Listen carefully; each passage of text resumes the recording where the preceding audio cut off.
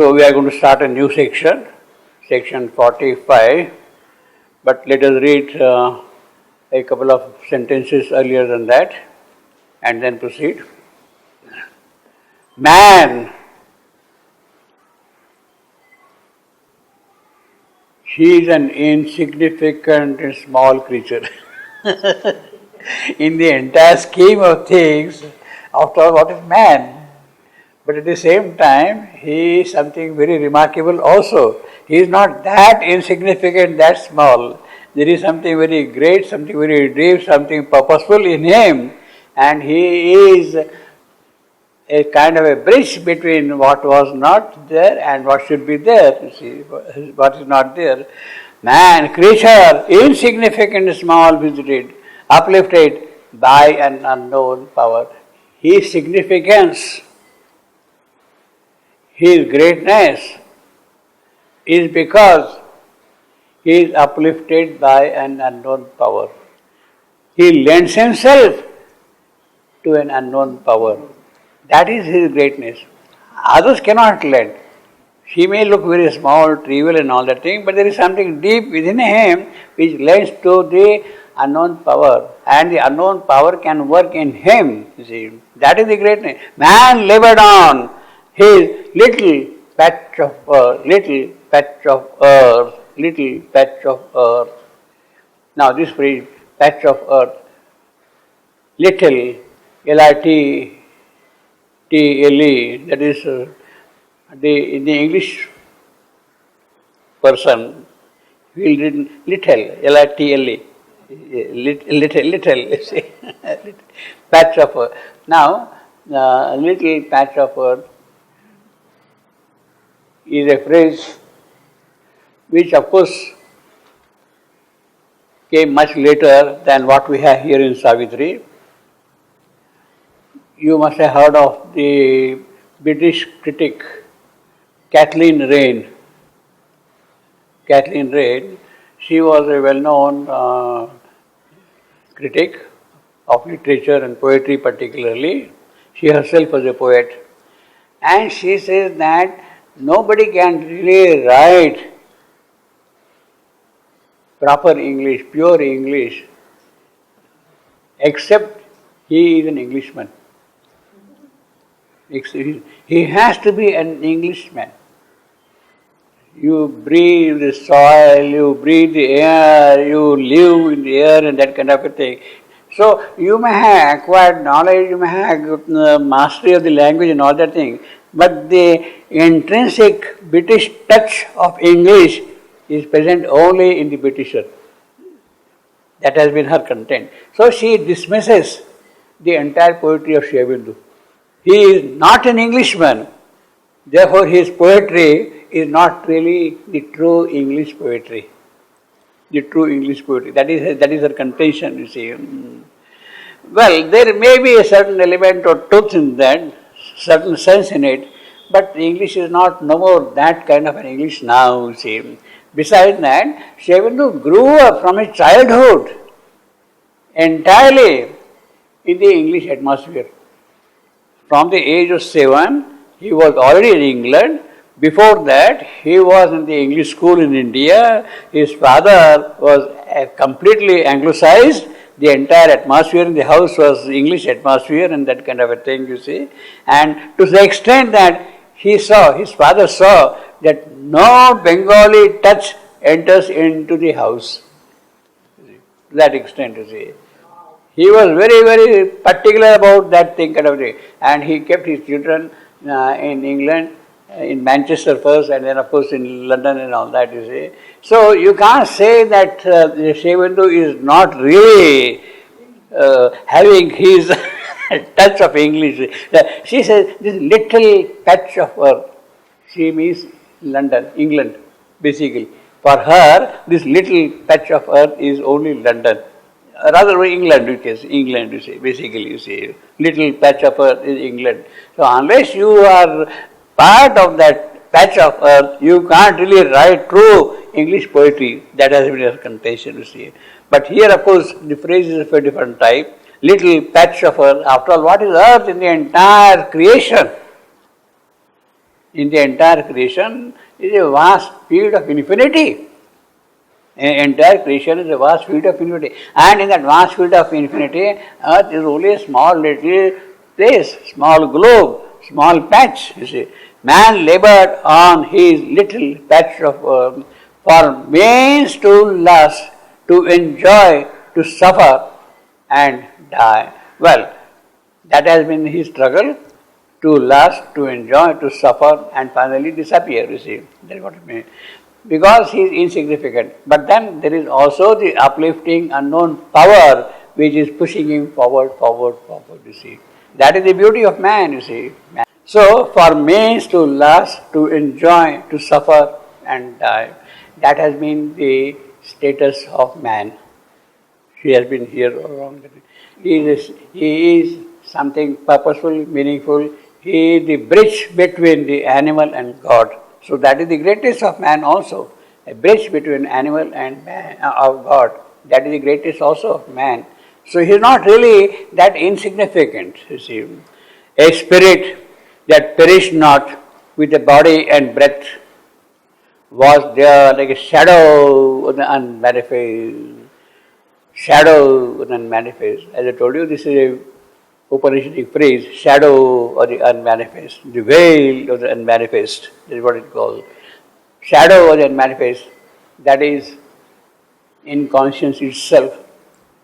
Spirit that perished not. Well, as I said last time, the spirit that perished not with the body and breath is a kind of an echo of the saying of the Gita that neither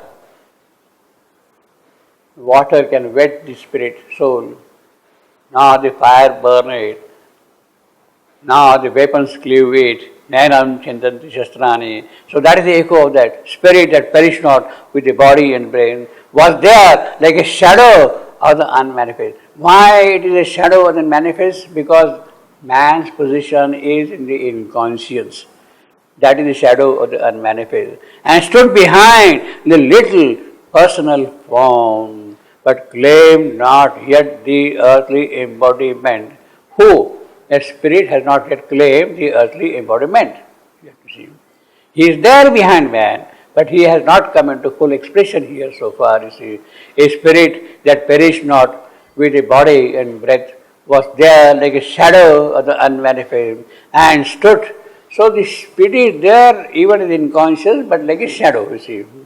Ascending to nature's long, slow moving toil, ascending to nature's long, slow moving toil, watching the voice of his own ignorance, unknown, unfelt, the mighty witness lives. Who is that witness now here? Sakshi, the spirit himself. He is a shadow standing behind, he is seeing the whole thing, he is watching the entire play, the entire development of manifestation. He is watching the whole thing, assenting, and at the same time he is not only watching but also giving his consent. Yes, go ahead. Giving consent to whom? To nature. Nature cannot work without the consent of the spirit. She is, in that sense, bound to the spirit. Unless the spirit gives the consent, nature cannot work at all. What is called Anumanta. Yes, go ahead, Anumanta. So he is the Anumanta. That spirit, he is the Anumanta. And he is also the Sakshi, witness, watching the entire scene. He is standing behind the whole picture. He is watching the entire thing. At the same time, he is giving a sanction to nature. Yes, go ahead, proceed. Ultimately, it is nature who has to work out everything. But that work of nature can proceed only with the consent of the soul, of the spirit, you see. Ascending into nature's long, slow moving toil. As I told last time, ascending, it is an amphibrach, short, long, short. To nature, I am slow moving toil. It can be slow moving toil, means slow move, The stress here is slow moving, it's a compound. The stress is on slow, on the first level, not on the second, on the moving. So slow moving toil. Slow moving toil, you see. Stress is on that, you see. Now, slow moving toil. Now, so you can read this line, this last 2 feet. Slow moving toil. Slow move means trochee. Long, short. E, toil. Anapis. So it is a trochee anapis. Or you can also read it as slow moving. Long, short. You can read that also. Slow moving toil. Toil, in that case, is a trochee. Long, short. Toil. Disyllabic, you see. Ascending, but I think the natural reading will be ascending to nature's long, slow moving toil. That will be the natural rhythm of the line, you see. Ascending to nature's long, slow moving toil, you see. Watching the works of his own ignorance.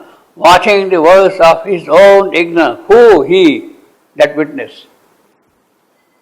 Watching the works of his own ignorance. Unknown, unfelt, the mighty witness lives and nothing shows the glory that is here.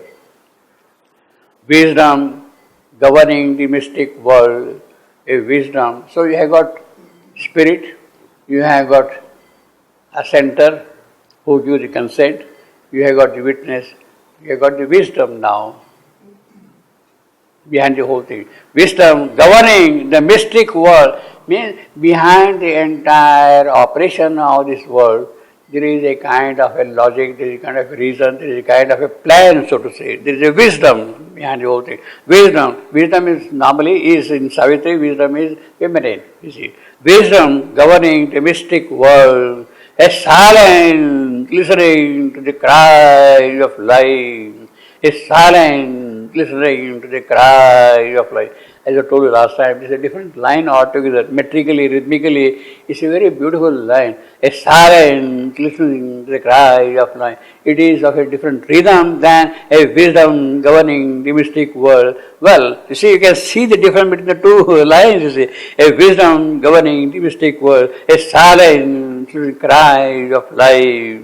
The rhythm is suddenly beautiful, very elevating, very high, you see.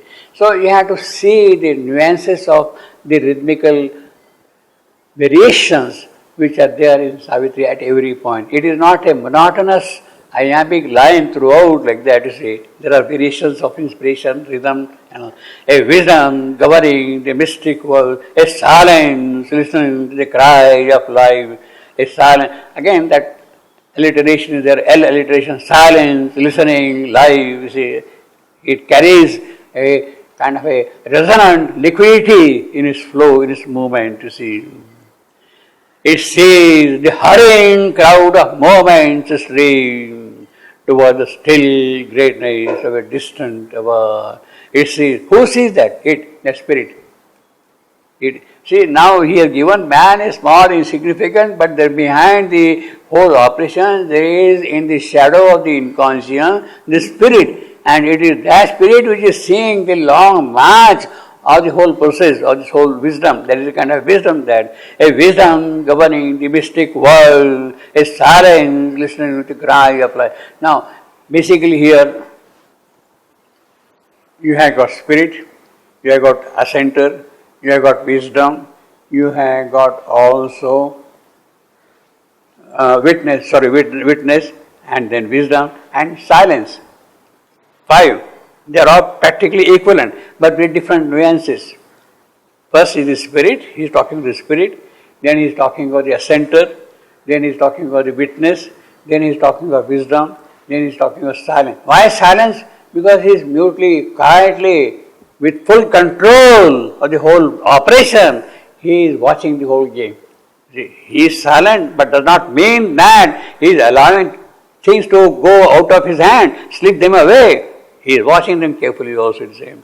A silence, listening to the sky of life, it sees the hurrying crowd of moments stream. It is a crowd of moments, hours, time, the way it is hurrying through, see, towards the still greatness of a distant hour. So the entire philosophy is in this line. The spirit is working behind the inconscience. It is giving its consent. It is having full control over things. It is watching the entire movement of nature. For what? To a greatness which is going to come tomorrow in the hours. In the process of time, it is in the process of time, Kala, that the greatness has to come here into existence here, you see. So it is the spirit's work in process of time which is being described. In other words, he is talking in terms of evolution. The whole course of evolution is being watched by the spirit who is a kind of shadow in the inconscience. Who is a shadow in the inconscience. The spirit is watching those things, so we are safe also. So in comparison with the spirit, obviously, what is man? He is significant and small. It is the power which is working behind him. The only greatness of man is open to a certain extent to the working of the spirit in him. That is his greatness. That is his beauty. That is his joy also, you see. That is open. Now we start a new section, section 45. This is a relatively short section. It has only 29 sentences. It has only 29 sentences, 136 lines, and 995 words. About 1,000 words, roughly. This whole section is roughly 1,000 words, you see. 995 words, 29 sentences, 136 lines. Relatively short section, you see. Now, it is a continuation of what is being described here. This huge world, unintelligibly turns in the shadow of a mused inconscience. Because the spirit is watching, things are safe. But then this huge world, this whole game, so to say, this watch, unintelligibly turn. Unintelligibly to whom? Unintelligibly to whom? To this man. To this small, trivial, insignificant creature. It is for him, for his faculties, it is unintelligible. The witness, the wisdom which is there, they know everything. Because it is seeing the far distance hour also. Yes, man cannot see that hour at all. See. So it is unintelligible to man's faculties, not to the spirit, not to them. See. This huge world, unintelligible term, in the shadow of a mused inconscience. Now the inconscience itself is casting a shadow, and that spirit shadow, so to say again, mused inconscience. It's a very, very difficult kind of a phrase. Mused inconscience. Mused here in the sense of perplexed, disturbed, not intelligible.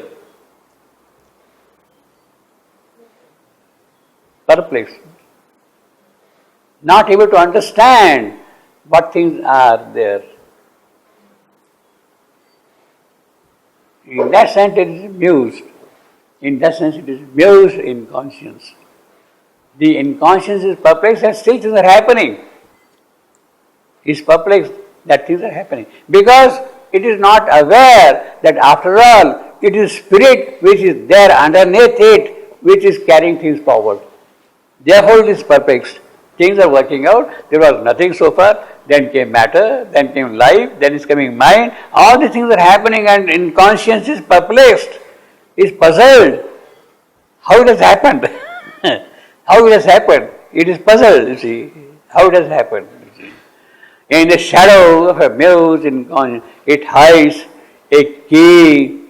It hides a key to inner meaning missed. Who? It? This world. This world itself is hiding a key to inner meanings missed. It locks in our hearts a voice we cannot hear. Yeah, there is the inner voice. We don't understand that thing. We don't hear that thing. Our ears are not tuned to listen to the inner voice. But otherwise it is telling you all the while what it is going to do. It hides a key to inner meanings missed. What is the inner meaning? The inner meaning is things which are going to happen tomorrow. Where these hours are rushing, the distant hour, that is the thing, that is the key. After all, this is a process, you have come to this point, but then the Spirit is saying far ahead of time, and it is that which has to happen. It is that which has to happen, come into existence here. And there is a key for that. What is the key? The key is something within you. That is what you have to find out the key. It hides a key to inner meanings. Inner meaning, these are the things, possibilities of the creation. It locks in our hearts a voice. Yeah, it is there. You see, the voice is there, but then it is kind of muffled. By whom? By inconscience. Stopped. It locks in our heart a voice we cannot hear. An enigmatic labor of the Spirit. An enigmatic labor of the Spirit. An exact machine of which none knows the use. An art and ingenuity without sense. This minute, elaborated, orchestrated life forever plays its motiveless symphonies. See, I mean, the key is there, we are not able to see that thing, but that does not mean that the music is not going on.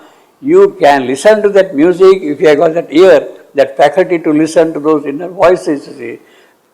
Ever plays its motiveless symphonies. An enigmatic labor of the Spirit. Yeah, this is really an enigmatic. What is the enigma of the Spirit? The Spirit is working behind the inconscience. That itself is an enigma. How it is working? The Spirit is behind the inconscience, it is working. That itself is an enigma in a certain sense. And it is because of that this machine is working in a perfect manner, precise manner, exact machine of which none knows the use. What for all this thing is, we have no awareness of it, but the Spirit knows that thing, labor of the Spirit knows that thing, you see. Now this word enigmatic, enigma, there are 25 occurrences of word enigma in Savitri. There are 25 occurrences of enigma. Related form, enigma, enigmat, various different forms of enigma, 25 occurrences.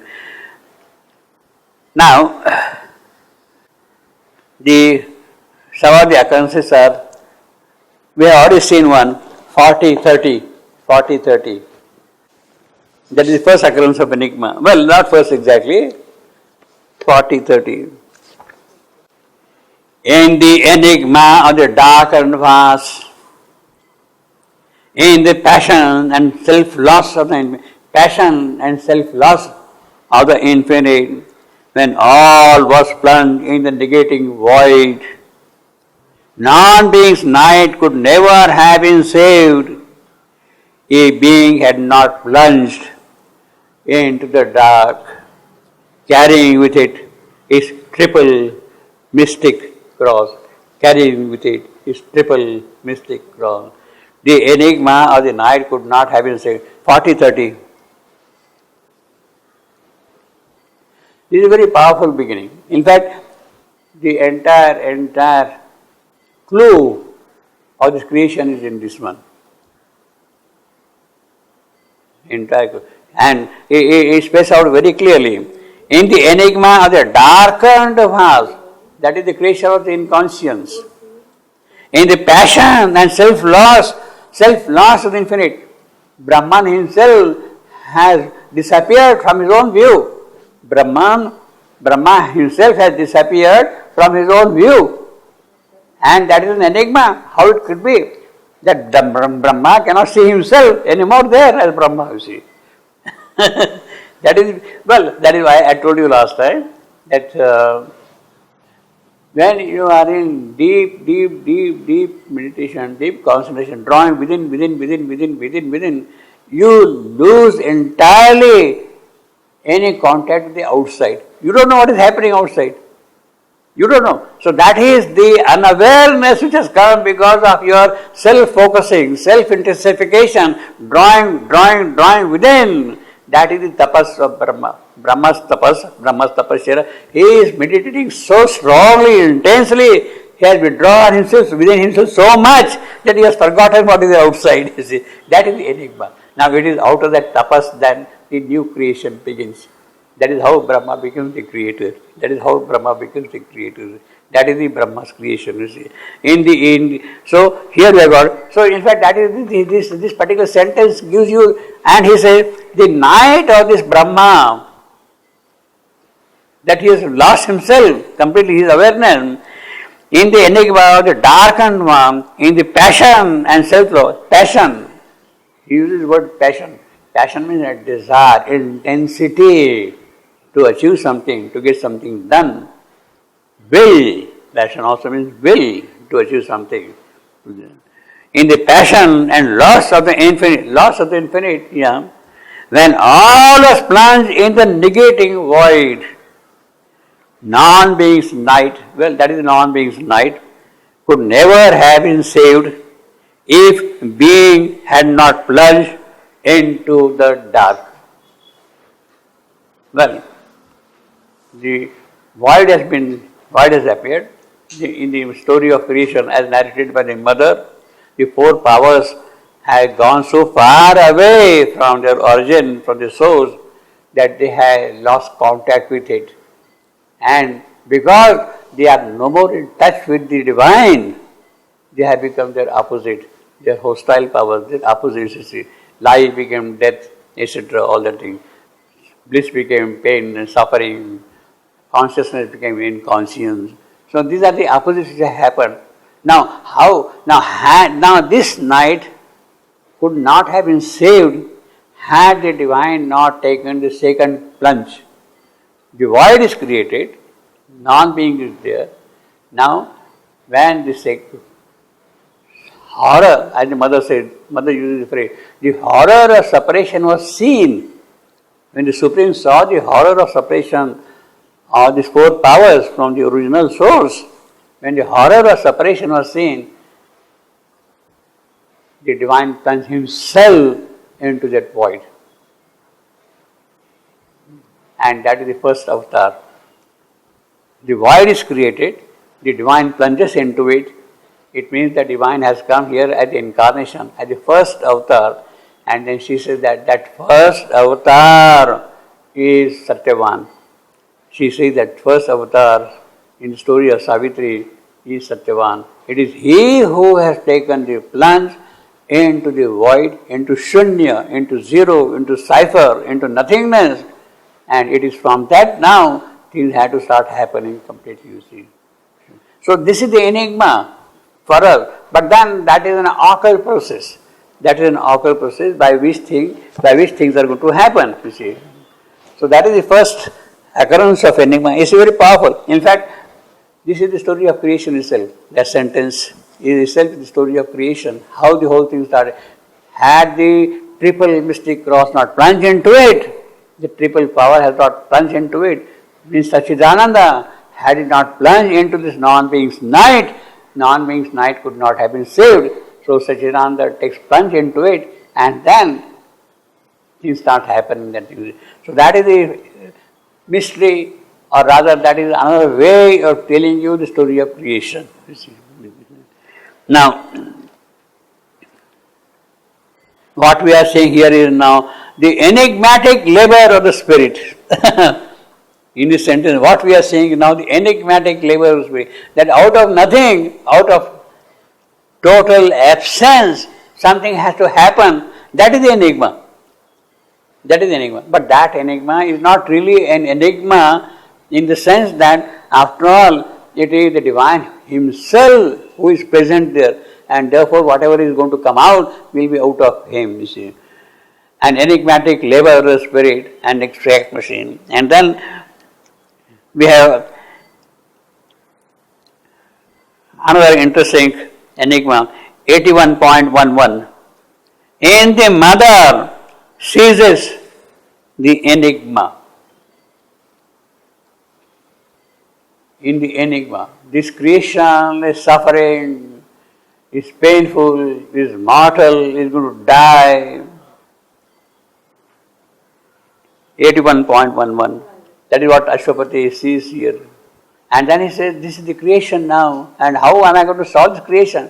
But then he says, the divine power there, divine Shakti is there, divine presence is there, she is there, the divine mother, and the whole enigma disappears the moment you meet her. In a word, it is she who is going to transform all these things, going to change that thing. So that is a very beautiful enigma, 81.11. In the mother ceases the enigma. Behind the enigma of the inconscient world is the deathless soul, etc.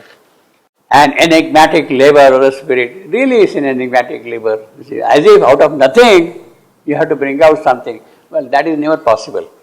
You can never bring out anything out of nothing. You can never bring out anything out of nothing, you see. Impossible. It is a contradiction of things. Nothing is nothing. So what can come out of it? You see, nothing can come out of it. Out of it, you see. Shyamandu says, you see, we say now, life has appeared in matter. Mind has appeared in life in matter. Well, it is not that out of nothing they have come. They were already present in the inconscient existence.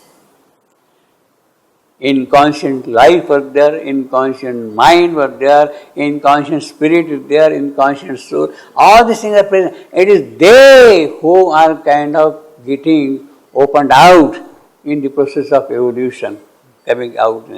So it is not really something is coming out of nothing. It is not that. They are intrinsically. You can't say matter has produced life. Matter cannot produce life unless life is present in matter already. Life can manifest in matter, can open out in matter if something happens. See, by itself, the life which is locked in matter cannot work. Life which is locked in matter cannot work by itself. So, the higher life enters into it and starts operating there and wakens and stirs up this life and starts bringing it up slowly up. So it is that higher life which is prodding, carrying forward the life which is sleeping all the while in matter. You see, it is same thing. Now our higher course of evolution also, the infinite spirit, the Superman has to appear here. The Superman is already present in us. We are not aware of it. He has to be wakened up. He has to be sort of brought forward by our sadhana, by our tapasya, by our yoga. See that. Otherwise, it's there. There has to be a descent from above. It is that descent which will kindle up the flame from below and light up like that. You see. An enigmatic labor, that is the enigmatic labor of the spirit, an exact machine of which none knows the use, an art and ingenuity without sense. Well, it looks like an art and ingenuity without sense. This minute, elaborate, orchestrated life. Orchestrated has a little different meaning also. Manipulated, maneuvered. You have orchestrated. See, it also means manipulated, orchestrated. But here, of course, it means that it is bringing a richness of harmony, orchestration. See. This minute, elaborate, orchestrated means it has been kind of designed that way. It has been put that way. See. Forever plays its motiveless symphony. So there is the music of life. The mind learns and knows not. Turning is back to truth. Well, that is, mind has a certain capacity, is a necessity also. It has to appear in the scheme of things here. But then it learns to work here in this condition also. But ultimately it knows not. It knows nothing. It really knows nothing. Mind knows not. Because it has not looked into truth. It turns its back to truth. Mind cannot look into truth directly. Therefore it knows not. Although it learns, it does not know. It's really so. I mean, you learn so many things about science. This happens, that happens, chemistry, you do that kind of thing. You produce variety of elements, marvels and all that kind of thing. But you really don't know what it is. You really don't know what it is, you see. You have only a piece of silicon,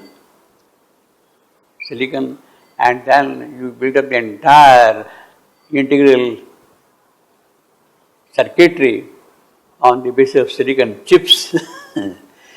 And then you have got this internet, you have got all these things. All these things are happening. You have learned all those things, but you have not really known what it is.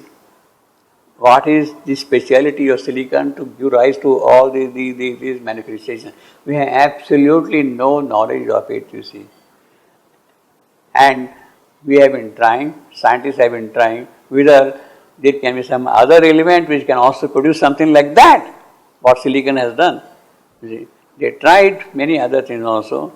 In the periodic table, you have got 4 elements: carbon, silicon, germanium, tin, all these things. They have more or less same properties, but they cannot really lend themselves so much to silicon at all. So what is the speciality of silicon proper alone, that it produces this kind of a miraculous material, and you have got the whole civilization now based on that. Same thing, the entire life world is based on carbon. There is something absolutely remarkable in carbon.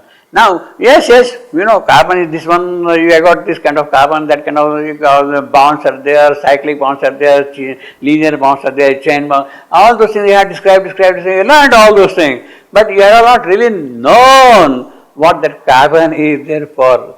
Can it be replaced? Is carbon the only base of life?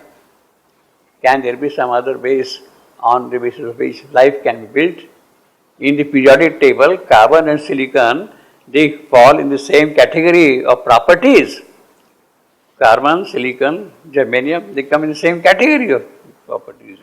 But then you can't replace carbon with silicon and make a man with silicon. Impossible. Similarly, you can't build up silicon chips on the basis of carbon, you see. So there is something, we have learned many of these things, but we don't know what that is, what is locked in them, you see. The mystery that is unknown to us still, you see.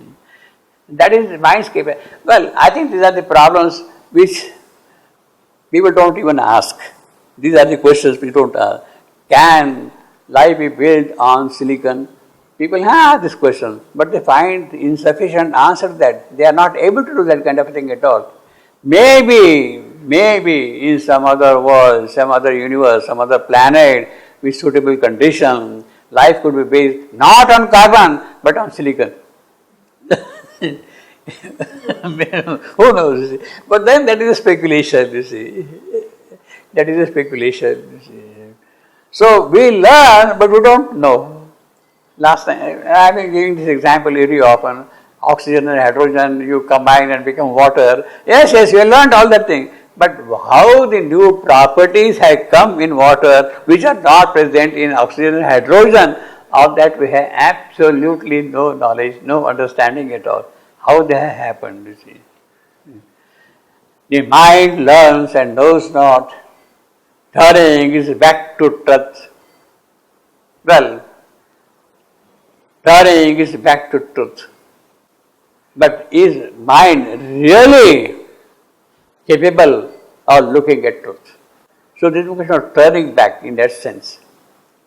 It studies surface laws by surface thought, lies steps surveys, and nature's process sees. Well, it sees, lies surveys, nature's process sees. These are examples I have been giving you. Not seeing for what she acts or why we live. Mind cannot see that. See nature. What for? Sorry, life. No, well, life steps surveys and nature process sees. Not seeing for what she acts. Nature. Nature acts. Or why we live, what for we are here, we have absolutely no knowledge. Mind cannot. It masks her tireless care of just the divine, her perfect intricacy of fine detail, nature's perfect intricacy of fine details. The ingenious spirit's brave, inventive plan, in her great futile mass of endless world, in her great futile mass of endless world, nature's world, as purposeful figures to her purposeless sum. Well, some figures are there.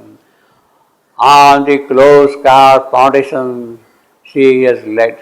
Imagine citadels reared in mythic air, or mounts stared or drained to a mystic moon, mounts stared or drained to a mystic moon.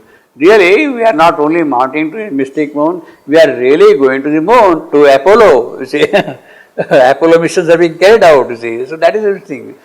Our mounts, stare or dream. So it is no more really a dream, it is a factuality now, you see, in space. A world conjecture's scheme is labored out on the dim floor of mind's incertitude, or painfully build a fragmentary whole. Painfully build a fragmentary whole. What an oxymoron, fragmentary whole.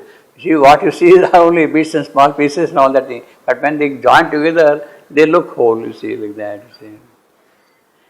Impenetrable, a mystery recondite, impenetrable, a mystery recondite.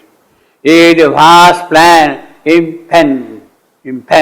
am penetrable, spirit, a mess, I am spirit, recondite, amphibrach, recondite, amphibrach.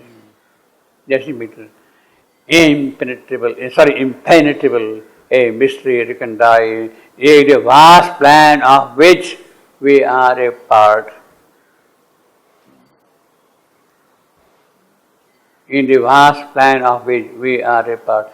But we don't know that we are a part of that plan. The tragedy or the mystery is that we don't know we are really a part of that big plan, you see. The yogi knows it, but we are not aware of it, you see. And the vast plan of which we are a part is harmony, the discourse to our view, obviously, because we are seeing fragmentary whole. We are seeing fragmentary whole. Therefore, its harmonies are discordant to our view. This note, this note, this note, this note, but we don't know how these notes combine together and produce a harmony. These fragments, how they produce the whole, of that we have no knowledge, you see. Because we know not the great theme, this fragment, this discord, this harmony, the harmonies serve a great theme. We are not aware of that inscrutable word, the cosmic agencies. Only the fringe of a wide surge we see. Only the fringe of a wide surge we see. Suddenly something happens, surge, movement is there suddenly. See, water coming. Our instruments have not that greater light. Our will tunes not with the eternal will. The whole tragedy is this. The whole dilemma is this. The whole problem is here. If the problem has to be solved, the problem has to be solved here. That our will must tune itself with eternal will. Then the problem is solved. Our will tunes not with eternal will. Therefore, all these problems, all the difficulties, all the dilemmas are there, perplexity. Our will tunes not with the eternal will. Well, our heart's sight is too blind and passionate. Too blind, well, it cannot see beyond life forces. It is passionate, emotions, feelings, life, vital, you see, it cannot. But the basic line is, our will tunes not with the eternal will.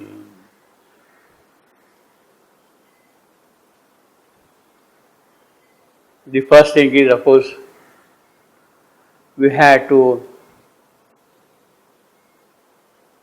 know what is our own will. What is our own will? We never ask that question to ourselves. What is it I want to will? I don't ask that question to myself at all, you see. Now, at the same time, my will is different than your will, than your will, than your will, than your will. All these wills have to be different. They have to be different. Each individual must have his own will. The true individuality of a person, of an individual, lies in acquiring his own will. Acquiring his own will. Now that needs great sadhana, great tapasya, great sacrifice, great yajna. To know what is the will of my soul, in that case I have discovered myself. And it is that will of mine now has to be one with the eternal will. Now, when the eternal will is there, her will is different, your will is there, his will is there, his will, my will, they are different. Does it mean that the eternal has so many wills? The eternal also has, in a certain sense, a will for each will to progress in its own way. To progress in its own way. The eternal will does not mean that the eternal is going to impose his will on your will or her will or my will. No, the eternal is not going to impose his will on your will. The eternal is going to will. His will is let there be the expression of the Spirit's possibilities in you. The Spirit's possibilities are different for each different individual. Your possibilities are different, my possibilities are different. And the will of the eternal is that those possibilities should come into expression. That is the eternal's will. It is not that he has one single will for everybody. Then it is meaningless. Then it is dictatorship. It is futile in a certain way. The will of the individual has to develop so that it recognizes what is his place in the entire scheme of things, what is his svabhava, his nature, his character, and it is that which must come into manifestation. See, if I got a certain character, I am a heroic person, well, it is the will of the heroism which must come into expression of life here. If I am a wise man, it is the wisdom which must come into true wisdom, which must come into expression here. If it is beauty, if it is painter, if it is musician, it is that which must come into expression here. That is the eternal will. The eternal will is that the divine manifestation takes place in the multiplicity of the possibilities of the Spirit. Possibilities of the Spirits are multiple. Each possibility has to express itself in each individual. Each soul is meant for that. So your soul is different than my soul in that sense, that your expression of the divine is different than my expression of the divine. Yet, there is a kind of unity at a different level. So, our will dues not with eternal will. Well, that is the thing. See, I have been giving these two examples. Ashwapati and the Divine Mother, they are face to face each other. The rendezvous is happening on the summit mind between the two, and then the Divine Mother says, you are in a hurry, you are in a haste. Why you are in a hurry? Time will take care of everything. You lend your own help to time and let time carry on the evolution further. You don't have to bother about the other consequences at all. I am there, I will take care of everything.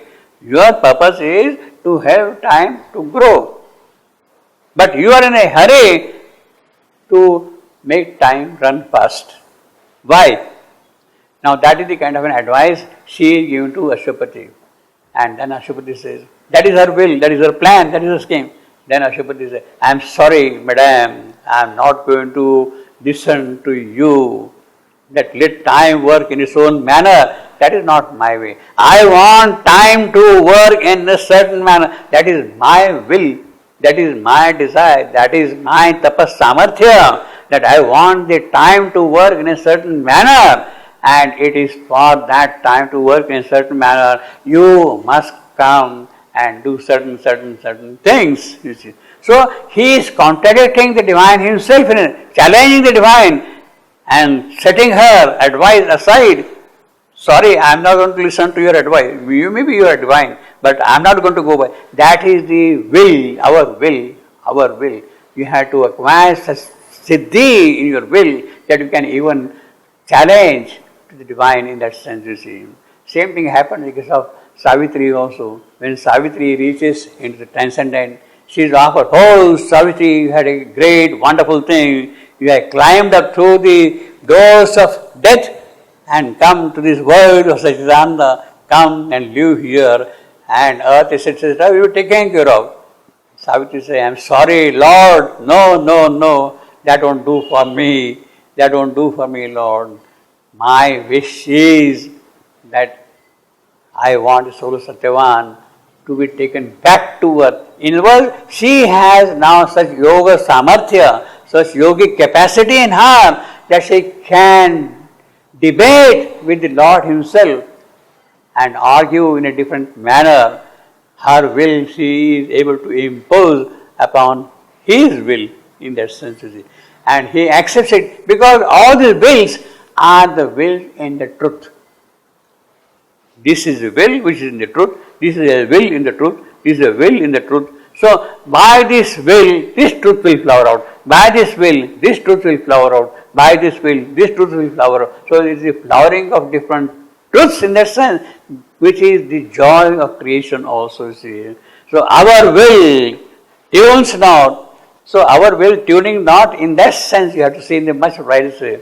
Our heart side is too blind and passionate, impotent to share in nature's mystic act, inapt to feel the pulse and core of things, inapt to feel the pulse and core of things. That is what we are. We are not able to do that thing. Our reason cannot sound life's mighty sea. You see, our will, our instruments, our faculties are so limited. Our reason cannot sound, cannot plumb, cannot gauge the depth of the sea of water. Sound in the sense of plumbing, gauging the water. Sound the life's mighty sea, and only counts its waves and scans its foam. That is what our reason does. It is scratching on the surface, you see. It is scratching on the surface, you see. And only counts its waves. That is what science is actually. What is science after all? It is only scratching on the surface, you see. Turning, you see. You have got a heap of junk and you are kind of scratching here and there and then trying to get something. But that has not really gone into the depth of knowledge there, you see. And only counts its waves and schemes. It knows not whence these motions touch and pass. It sees not whither sweeps the hurrying flood. Where this water is going, it has no idea at all. Reason cannot understand that thing. Only it tries to canalize its power. Well, to some extent, you build up canals, you build up tanks and do something here and there, you see. Only to that extent it can do, but it cannot know where this flood is really rushing. It sees not whither sweep the hurrying flood. Only it tries to canalize the power and hopes to turn its course to human end. Well, ultimately, all our efforts are towards human end. You are building a dam, you are building a canal, you are building up electricity stations and all that thing. For what? For human ends, not for divine ends in essence. But all its means come from the inconscient store. Because all this thing has come from the inconscient store, the store is there. Unseen here, act dim, huge world energies. See? Inconscient store is full of these word energies. Inconscient store is full of these word energies. And only trickles and currents are our share of that. Our mind lives far off from the authentic light. He is talking of reason, mind. It has absolutely no idea of the authentic light, the true reason true wisdom, true knowledge, it has no idea at all that our mind lives far off from the authentic light, catching at little fragments to the truth, again fragments to the truth, you see, in a small corner of infinity, our lives are endless of an ocean's full. Some little water is trickling like that, you see. Our conscious movements have seed origins. We are not aware of them, origins. But with those shadowy seeds to converse hold, no understanding binds our comrade palm. Our acts emerge from a crypt our minds ignore. Because there are word energies. We don't know where from our acts are coming here, you see. You give an example. Our acts emerge from a crypt our minds ignore. The crypt is there, but our mind cannot understand. But our acts, somehow there is a kind of instinctiveness in us that we go by that. We don't go by what the mind is telling. Many times, very often, we go by the instinct which prods you, which tells you to do that thing. When you say that I am in two minds, it means you are gone. You are in two minds, it means that in the case of two minds, if you got two minds, you cannot really take a decision whether you should do this or you should do that. You cannot take it. The only thing which can at that time take a decision is your life force. Life, go this way, and then you go. You don't reason out then. Go this way, and then reason out. So it is something else then which takes decision, not your reason. Reason cannot decide anything at all in that sense, you see. It is always in two minds. Our understanding binds our comrade palm. Our acts emerge from a crypt. Our minds, our deepest depths are ignorant of themselves. What we are here for. Our depths don't know what the depths are. We are sufficiently deep, but we don't know what our depths are. Even our body is a mystery shop. Well, even our body is a mystery shop. I will say, it's not only even our body, this body is a mystery shop. It's a huge, big mystery shop. This body is really a huge, big mystery shop. It is the body which has to undergo physical transformation. How is it going to happen now that it is a real big mystery shop in that sense? We don't know that, you see. What can reason do? What can mind do that?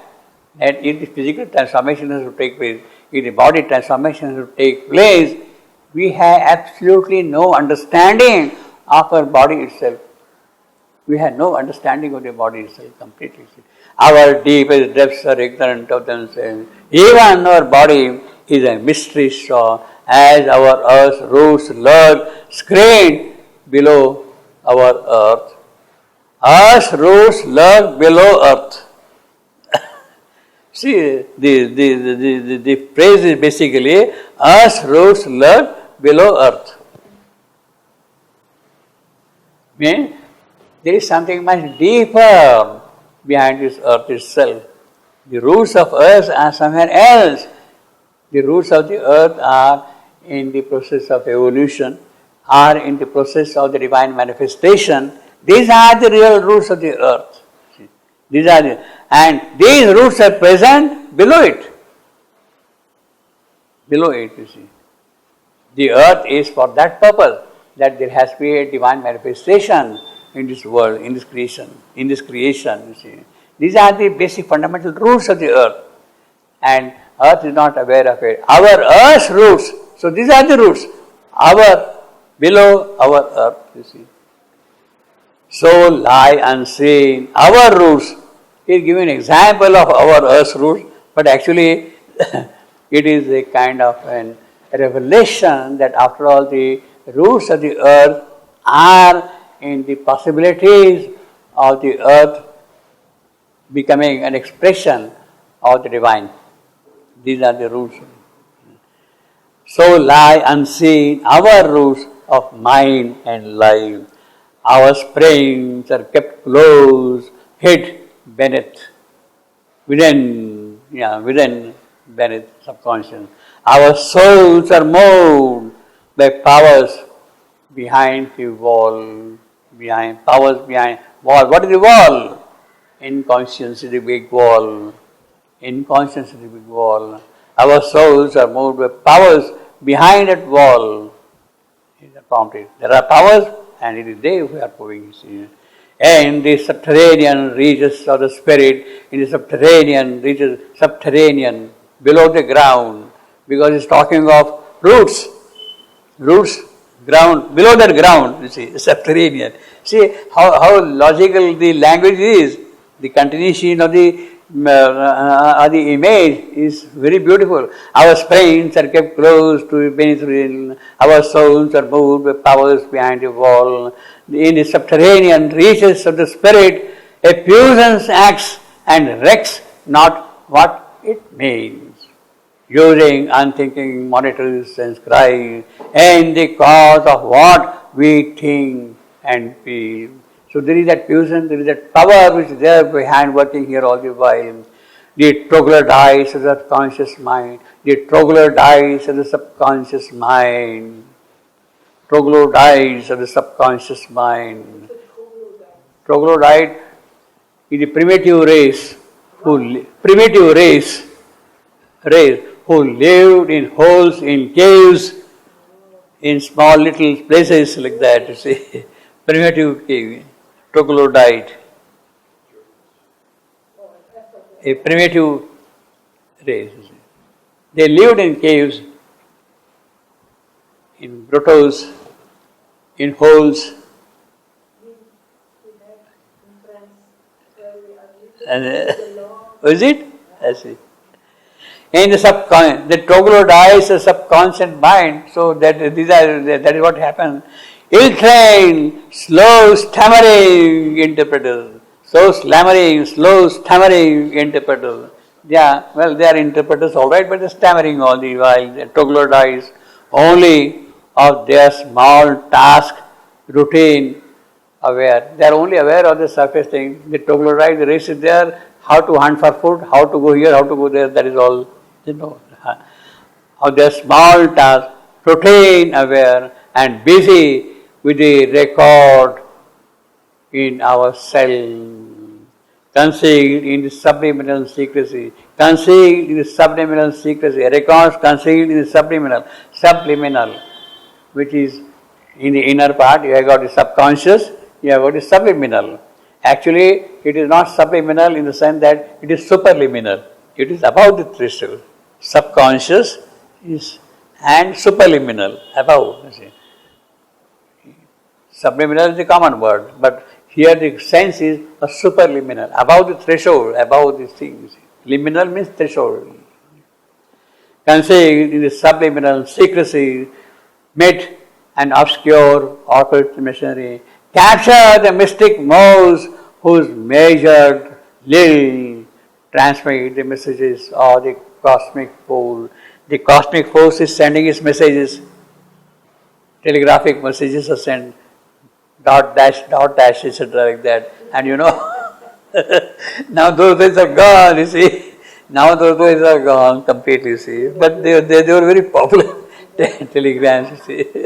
The whole language was, but that is the ingenuity of man, you see. At that time it was something very powerful, sending a telegram, you see. And then they had code words. You want to send a long message of congratulations or a wedding message or something like that. So you just type number 8 and then the entire message will go. You don't get to type the whole message. You see, number 8, number 7, then it will go like that. You see, in the bank, they used to have, they have in certain banks a code. Give him a Gibraltar. Give him a Gibraltar. Gibraltar means 50,000 rupees. He would not say 50,000. He wants Gibraltar. He wants. So this is how much money I transferred? How much money I transferred? One Gibraltar, 50,000 rupees, like that, you see. So these are the mystic codes of language, of development, you see. Gibraltar. That is the way in which the banks operate. They don't give. In fact, in some places, I have seen in a place in Bangalore, huge, big, nice, wonderful restaurant, all that thing. You are sitting there, and then the person who is attending on you, he is taking the order from you. Now, he does not go and give the order directly to him. He will say, and the person at the other end understand what that means. You want masala dosa. Like that, yeah. So they have the code like that. They have the code like that. And then you are the person who is waiting on you, he will do like that. The person at the other end who is receiving the thing, he sees all that thing, he understands, and then he prepares the order for you. Let's go together for your order. Yeah. That's the mystic code, you see. That is the mystic code. That is the mystic code. Yeah. I have eaten in that hotel in Bangalore, you see. Yeah. Number of times, you see. Number of times, you see. So that is the mystic code. So they communicate like that. You see. You understand? A whisper falls into life's inner ear. So with all that is, something happens now in the inner ear. A whisper falls into life's inner ear. That Morse code is there. Now, of course, Savitri has used the old imagery, Morse code. The modern imagery will be of a different kind. The encrypted messages which you send. The encrypted messages which you send. Encryption will be there, you see. That is what you have in military operations, in all the other secret operations. You send encrypted messages nowadays, you see. So, Savitri would have used other image in the modern time. At that time, these were not available, mystic. So, Savitri was written before these encrypted messages came into existence, you see. Otherwise, you would have used that kind of a description here. A whisper falls into life's inner ear and echoes from the dun subconscious caves, troglodyte, you see, from the inconscient caves. Speech leaves, thought quivers, heart vibrates, the well answers, and tissue and nerve obey the call. So you see, speech, thought, heart, tissue, nerve, everything is getting responding. That mystic code is there. It is operating and conveying its message to all the places you see. A whisper, because a whisper is falling on the inner ear. The inner ear is perceptive to that. And then it starts working in that. So the code has been sent and then the order has been received. Our lives transit these subtle intimacies all in the commerce of a secret power, all in the commerce. Our lives translate these subtle intimacies, all is the commerce of a secret power. We are not aware of it, but it is working. You see, we are not aware of it, you see. Then comes, you have got a square now here. What is it? Square. That is a new paragraph. It's a new paragraph. In the same section, a new paragraph. You see. A thinking puppet is the mind of life. So what is after all mind of life? It's a puppet. The strings are pulled by somebody else and it operates. You have seen many times puppet shows, no? Very beautiful, very elaborate also and very artful also, see. But then they really work. A thinking puppet. So mind, well, I mean the good thing about this man is he is a thinking creature. He is a thinking puppet, not a dumb puppet, you see, mechanical. His choice is the work of elemental strengths that know not their own birth and end and cause. These strengths are there in him, but he is not aware where from these are coming. Know not their own birth and end and cause, and glimpse not the immense intent they serve. That is the puppet, you see. That is the puppet. In this nether life of man, drab-hued and dull, Yet filled with a poignant, small, ignoble thing. Filled with poignant, small, ignoble thing. The word is poignant. It is not poignant, you see. Poignant. The actual spelling is, actual pronunciation is poignant. And this daily life of man, drab and dull. Well, that is the daily life, drab and dull. Yet filled with points, small, ignoble things, the conscious doll is pushed 100 ways and feel the push, but not the hands that drive. Because a puppet is a conscious doll, you see. He is a conscious doll, you see. The doll is thinking puppet, you see. D capital of a big mind which is working on it. A conscious doll is pushed 100 ways and feel the push, but not the hands that drive. Obviously, puppet you don't know who is driving you, see. All is behind the screen. For none can see the master ironic truth, to whom our figures are marionettes. Same image is continuing. Our days, unwitting movement in the ground, our passionate strive and entertainment scene. Our passionate strive and entertainment scene. Well, passionate strive, entertainment, puppet show is an entertainment, you see, in that sense, you see. Ignorant themselves of their own fount of strength, they play their part in the enormous whole. This figure cell, these, the ironic truth, to whom our figure cells are marionettes, ignorant themselves of their own fount of strength, they play their part in the enormous whole. Agents of darkness imitating light, spirits obscure and moving things obscure, unwillingly they serve a mighty power. Unwillingly, well, as if they are compelled to do it, but they are puppets, they cannot but do that. They cannot but do that, you see. They cannot but do that. Agents of darkness imitating light, spirits obscure and moving things obscure. Unwilling they serve a mightier power. Ananki's engines organizing chants. Well, this is the puppet show. Now he is coming to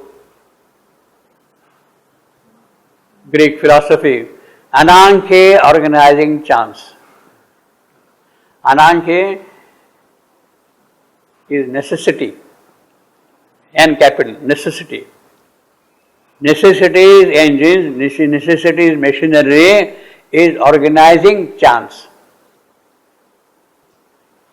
In Greek philosophy, in Greek tradition, Ananke is the goddess of fate. Goddess of fate. Who is organizing fate? She is called necessity, basically. In fact, even the gods obey Ananke's rule. Gods are governed by it is necessity which drives the actions of the gods. This god should do that, that goddess should do that, etc. All that is driven by necessity, by Ananke in Greek philosophy. Ananke's engines, organizing. Now here looks all chance, puppet show is there, machinery is there, but it looks like it's chance. So it is that necessity which is driving the whole scheme of operation here, you see. Now this word Ananke appears twice in Savitri. This is one appearance. The second appearance is Ananke, even gods are ruled by her, by Ananke. Ananke appears 2 times in Savitri, 16.125, 19. I'm sorry. The Ananke appears 2 times in Savitri, 45.22, that is what we got here. And the other one is 114.5. 114. Ananki is our being's own decree. Ananki is our own being's decree. That is the second occurrence of Ananki in Savitri. Ananki is our being's own decree. The context is Savitri has met Satyavan. She goes back to the palace and reports it. In the palace, Narad is sitting there, and then in the course of their long discussion or whatever it is, Savitri reveals that she has found Satyavan as a life partner, and Narad comes and says, but Savitri has done something not desirable but unknowingly. Very good. And then he says, Satyavan is going to die 1 year after the marriage. 1 year after the marriage. And then ultimately he justifies why that is necessary, that all these things should happen. He is disclosing it gradually and ultimately saying that, yes, Savitri has to meet that event of Satyavan's death, because it is out of that a greater work can come out. It is meant for something glorious, something beautiful, something marvelous to happen. And therefore Satyavan's death is a necessity, and don't bother about other things at all. That is what Narad is telling, you see. Now, after that, that assurance, with that consent from her parents and all that, Savitri goes back to the hermitage to live with Satyavan. Savitri goes back to the hermitage. Now there we have got this line. In the very first few sentences of the book of Yoga, book 7, we have got this sentence. And there we have got this line, Ananki is our being's own decree. Ananki is our own being's own decree. It is Ananki who is really driving Savitri to that point of fate, and it must happen. It is a kind of a necessity that it should happen, and things should proceed further. To repeat, fate followed her unseen road. Fate followed her unforeseen road. Fate followed her foreseen road. Fate followed. Savitri is going back from the palace to the hermitage. And who is following? Fate. It is fate. Her force. Who is foreseen road? Foreseen road by whom? Foreseen by Savitri or foreseen by fate? Foreseen by fate. That's the mystery. That's the first line, no? Fate followed her foreseen road. Long foreseen road. That is very first line of book of Yoga. See. Now, so it is the kind of a necessity by which Savitri has to go to the hermitage to do her work. Ananki, that is the Ananki. Ananki is our being's own decree, Savitri's own decrees, her own being, her soul's own decision. Savitri's soul's own decision is what is molding her fate. Ananki is not governing Savitri, but Savitri's own soul is governing Ananki, governing her fate, you see. And then she is following that course of life, see, and going there. So that's a very powerful description of Savitri, you see. Ananki is our being's own decree. Our own being's own decree. You have decided. Fate is molded by you. That can happen only in the case of great siddhas, great yogis who have great realization. They can mold Ananki, they can shape things. You see. So in the Greek philosophy, the gods are governed by Ananki, by a kind of a necessity, which means that this is the Greek gods. Shapan is using that thing very beautifully here, that kind of image. These Greek gods are governed by Ananki, by necessity. They are essentially the overmind gods. The Greek gods are the overmind god. They are not the supramental god. They are not the transcendental gods. The transcendental gods can have their own will. They are not governed by something else. They are not governed by something else. The transcendental gods, the gods of Satchidananda world, the realm of truth and chit and bliss are not governed by something else. They govern their own operations and things like that, you see. So there is a difference between the Greek gods and the transcendental god. The vision, the philosophy, the idealism, the entire metaphysics which is there in the Greek formulation is therefore essentially the overmind metaphysics, overmind spirituality, overmind gods. Whereas when you come to the higher level, Satchidananda level, then it is not necessity who is governing things. It is not Ananki who is governing. Who is governing? It is bliss. Who governs finally? It is bliss. Joy of creation, joy of expression. So, in the deeper spiritual metaphysics, it is the bliss which replaces Ananki of the other formulation, you see. In Satchidananda, it is the bliss which is governing the entire creation. It is by bliss I live, by bliss I work here, by bliss I go back, you see. All the way like that, you see.